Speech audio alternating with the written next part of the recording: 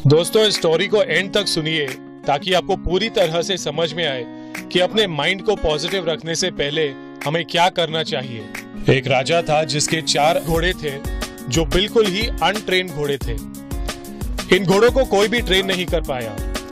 राजा ने कहा जो भी इन घोड़ों को ट्रेन कर सकेगा उन्हें एक बहुत बड़ा इनाम मिलेगा। लेकिन जैसे ही कोई भी घोड़े को हाथ लगाता, घोड़ा उसे खींचकर फेंक देता।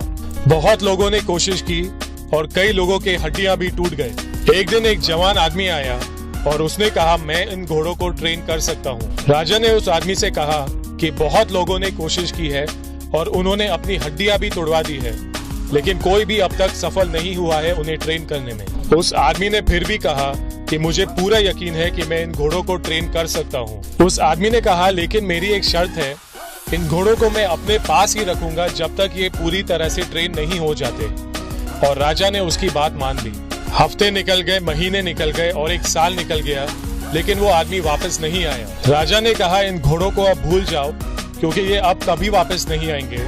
घोड़े अब तक ट्रेनर को शायद छोड़कर भाग चुके होंगे। लेकिन कुछ देर बाद उसने घोड़ों की आवाज सुनी और उसने देखा कि उसके 4 घोड़े शांति से एक ही लाइन में आगे बढ़ रहे थे उस आदमी के साथ। राजा ये देखकर बहुत खुश हुआ कि घोड़े ट्रेन हो चुके हैं और उसने उस आदमी से पूछा मुझे बताओ तुमने इन्हें ट्रेन कैसे किया और तुमने इतना टाइम क्यों लगाया। उस ट्रेनर ने कहा घोड़े सच में बहुत ही जंगली थे।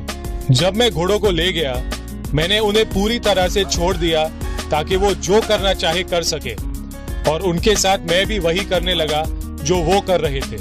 जब वो भागते तो मैं भी उनके साथ भागता था, जब वो सोते थे तो मैं भी उनके साथ सोता था, जब वो खाना खाते थे तो मैं भी उसी वक्त अपना खाना खाता था। इसी तरह से घोड़े सोचने लगे कि मैं उनके साथ एक 5वां घोड़ा हूँ। कुछ समय बाद मैंने घोड़ों की पीठ पर सीट रखा, लेकिन उन्हें पसंद नहीं आया और उन्होंने सीट खींचकर निकाल दिया।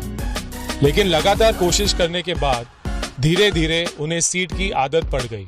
उसके बाद मैंने उन्हें बेल्ट पहनाया, वो भी उन्हें पसंद नहीं आया और उन्होंने खींचकर निकाल दिया। लेकिन कुछ दिनों के बाद उन्हें बेल्ट की भी आदत हो गई। इसी तरह से धीरे धीरे मैं उनका दोस्त बन गया और मैं उन्हें ट्रेन कर पाया। दूसरों ने गलती ये की कि वो पहले ही दिन से उन्हें कंट्रोल करने की कोशिश कर रहे थे बिना उनसे दोस्ती करे।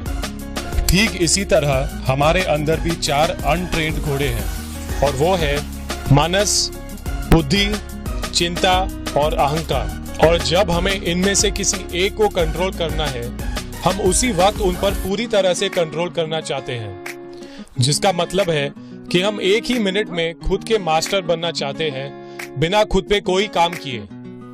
हम इन 4 घोड़ों को बहुत जल्दी कंट्रोल करना चाहते हैं और यही वजह है कि हम अपने आप पे कंट्रोल नहीं कर पाते। इन 4 घोड़ों में से एक घोड़ा हमसे जब भी कहता है आओ बैठकर घोड़सवारी करते हैं, और जैसे ही हम घोड़े पर बैठते हैं घोड़ा हमें गिराकर फेंक देता है। और फिर गिराने के बाद कोई दूसरा घोड़ा फिर से हमसे कहेगा आओ मेरी पीठ पर बैठो, और फिर से हमें गिरा देगा। इस सब का मतलब क्या है? इसका मतलब ये है कि हमें पहले अपने मन से दोस्ती करनी पड़ेगी और वो करने के बाद ही हमारा मन हमारी बात सुनना शुरू करेगा। जब तक हमने अपने मन से दोस्ती नहीं की है, हम हमेशा ही स्ट्रगल करते रहेंगे अपने मन के साथ।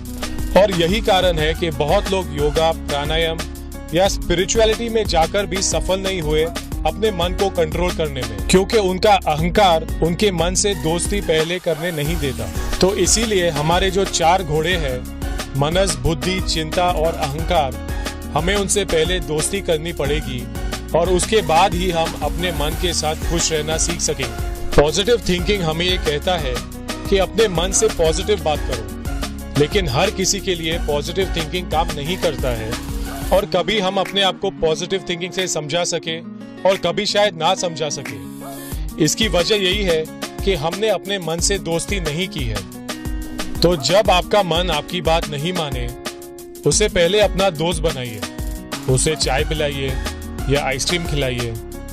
कहने का मतलब यही है कि अपने मन से एक दोस्त की तरह बात करिए और फिर आपका मन आपकी बात बेहतर समझने लगेगा।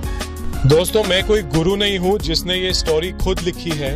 ये मैंने सुना है स्वामी निरंजनंदा के लेक्चर में, जो मैंने आपके साथ शेयर किया है। उम्मीद है कि आपको ये वीडियो पसंद आया होगा और आप इस कहानी को याद रखेंगे। अगर आपको ये कहानी पसंद आई है तो मेरा एक छोटा सा रिक्वेस्ट है, इस वीडियो को शेयर करिए। वीडियो देखने के लिए थैंक यू वेरी मच।